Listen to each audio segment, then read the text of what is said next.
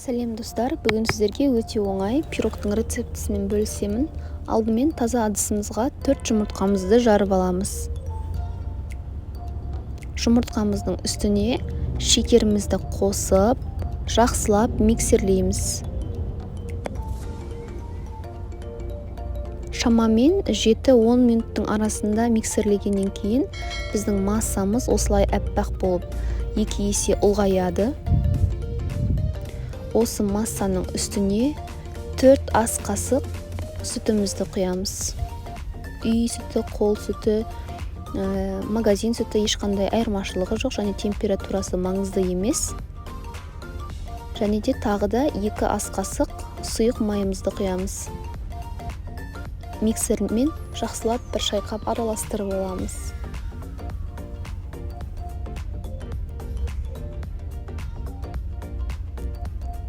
Енді массамыздың үстіне 150 грамм сгущенкамызды құямыз.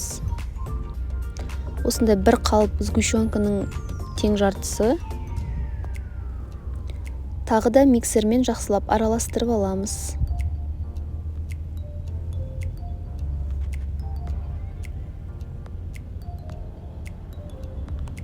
Енді алдын ала електен өткізіліп дайындалған ұнымызды қосамыз үстіне.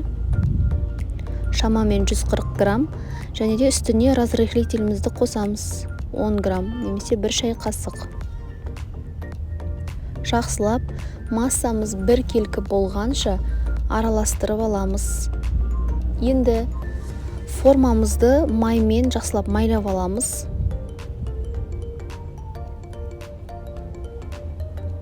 Оның үстіне массамызды құйып, алдын ала қызып тұрған пеште 180 градуста 20-25 минуттың көлемінде пісіріп аламыз.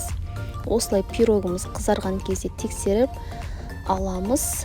Бетін сгущенкамен жағып, үстіне өз қалауыңызша түрлі дәндермен сәндесеңіздер болады.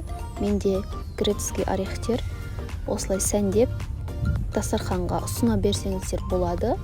Өте дәмді шығады. Міндетті түрде осы рецептпен жасап көріңіздер. Біздің пирогымыз дәмді, әрі өте сондай пышный болады, әрі өте жұмсақ.